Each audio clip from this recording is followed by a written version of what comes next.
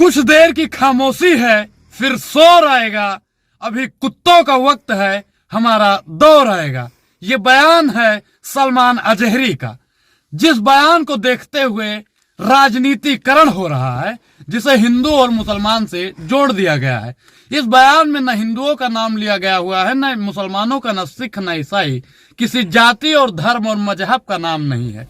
लेकिन आज की सरकार, हिंदू मुसलमान करने वाली सरकार, इसे राजनीतिकरण कर रही है, हिंदू मुसलमान से जोड़ रही है। मैं आपसे एक बात स्पष्ट करना चाहता हूं कि आज के दौर में अगर कोई कविताकार कुछ कहता है, खासकर मुसलमान होता है, दाढ़ी और टोपी होती है, तो कसूर उसका यही है कि वो मुसलमान है। अब इस देश में मुसलमानों पर जितना अत्याचार हो रहा है, वो चाहे बोलने पर हो रहा हो या वैसे हो रहा हो, अत्याचार तो साहब हो रहा है। और उन्होंने जो ये पढ़ा था ना शायरी कि कुछ देर की खामोशी है, फिर शोर आएगा, अभी कुत्तों का वक्त है, हमारा दौर आएगा, ये फिलिस्तीन और इजराइल को लेकर था। जिस प्रकार से फिलिस्तीनियों के ऊपर इजराइल अत्याचार कर रहा है, उसको लेकर उन्होंने एक कटाक्ष किया था। लेकिन आज की सरकार ने उसे अपने ऊपर करके हिंदू मुसलमान करके राजनीतिक रोटियां सेक रही है। मैं आपको एक चीज आज बता दूं कि कुछ तो बात है मजहब इस्लाम में, वरना 16 घंटे प्यासे रहने वाले लोग हॉस्पिटल में एडमिट हो जाते हैं। आप समझ रहे हैं ना कि सलमान अजहरी के समर्थन में इतना लोग हैं कि उनका क्या ही कहा जाए। जब विवादित बयान भारतीय जनता पार्टी के लोग देते हैं, चंद्रशेखर रावण ने जो लिखा है मैं आपको बताऊंगा, आप देख रहे हैं। चंद्रशेखर रावण ने कहा है कि देश के बड़े इस्लामिक विद्वान मुफ्ती सलमान अजहरी के बयान को भाजपा की सरकार राजनीतिक उद्देश्य के लिए इस्तेमाल कर रही है। उनकी गिरफ्तारी भाजपा सरकार की सत्ता का अहंकार को दर्शाती है।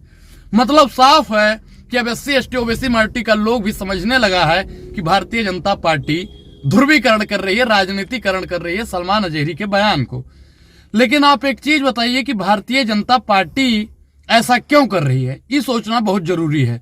जब बीजेपी समर्थक लोग कहते हैं कि मारो, बीच सड़क पे मारेंगे, मतलब पता नहीं क्या क्या इजुल फिजूल का उनका बयान आता रहता है, उन पर कोई कार्रवाई नहीं होती है। जब कहा जाता है कि देश के गद्दारों को जूता मारो, सालों को, तब कोई बयान। और हमारे बड़े भाई विनय दुबे का एक पोस्ट है, मैं आपको दिखा रहा हूं। उन्होंने लिखा है कि 15 दिन में मुफ्ती साहब कानूनी प्रक्रिया जेल से छूटेंगे। मैं मुफ्ती साहब के लिए संवैधानिक तरीके से उनकी अदालती कानूनी सहायता उपलब्ध कराने के लिए मुंबई से मेरी लीगल टीम गुजरात भेज रहा हूं। मतलब विनय दुबे जी भी साहब के साथ में, सलमान अजहरी जी के साथ में खड़े हैं। और हम जितने भी लोग हैं, हम लोग देश प्रेमी हैं, संविधान प्रेमी हैं, हम लोग सलमान अजहरी जी के साथ में बाकायदा खड़े हुए हैं। लेकिन आज की सरकार है ना साहब, जो सरकार कहती है कि हिंदू मुस्लिम भाई भाई, मोदी जी भी विदेश में जाते हैं ना तो पठानों को गले में लगाते हैं। जब मोदी जी बाहर जाते हैं तो कबर मजार पे जाते हैं तो चादर चढ़ाते हैं। लेकिन देश के मुसलमानों के साथ ऐसा हो रहा है तो प्रधानमंत्री जी एक लफ्ज नहीं बोलते हैं। ये क्या है साहब? अदालत उनको 10 दिन के रिमांड पर भेज देती है। ये क्या है साहब? जब जब जुल्म करेगा, सत्ता के गलियारों से चप्पा चप्पा गूंज उठेगा इंकलाब के नारों से। तो अब समय आ गया है, मंथन है परिवर्तन का, अभी और तमाशा होने दो।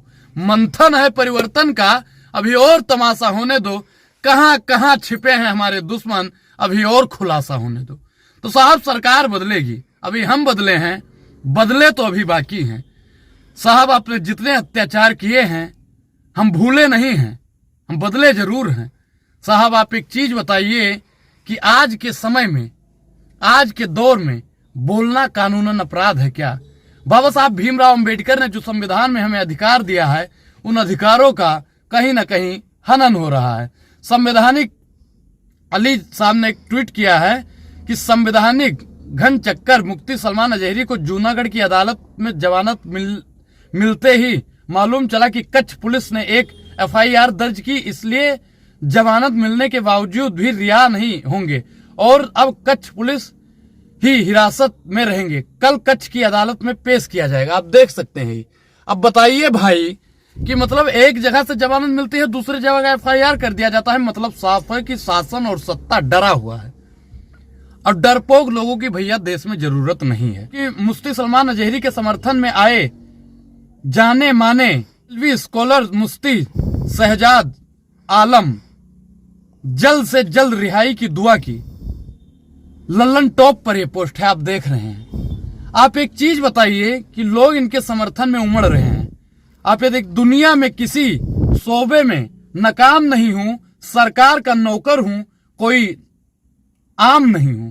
आप समझिए इस लाइन को कि दुनिया के किसी शोबे में नाकाम नहीं हूं, सरकार का नौकर हूं, कोई आम नहीं हूं। आप देखिए मुफ्ती साहब चल रहे हैं, वीडियो बकायदा आप देख रहे हैं। लेकिन आप स्पष्ट और सोचिए जरूर कि मुसलमानों के साथ हो रहे अत्याचार में अगर आप नहीं बोले साहब, तो राहत इंदौरी साहब ने लिखा है कि लगेगी आग तो आएंगे कई घर जद में, यहाँ अकेले हमारा ही मकान थोड़ी है। तो आज मुफ्ती साहब पे हो रहा है, कल आप पे आएगा, परसों हमारे पे आएगा। ये धुआं एक घर से उठा है, पूरे देश में न छा जाए तो कहना। तो आप लोग बोलिएगा जरूर। अब अनुराग ओझा को दीजिए इजाजत। शुक्रिया, धन्यवाद।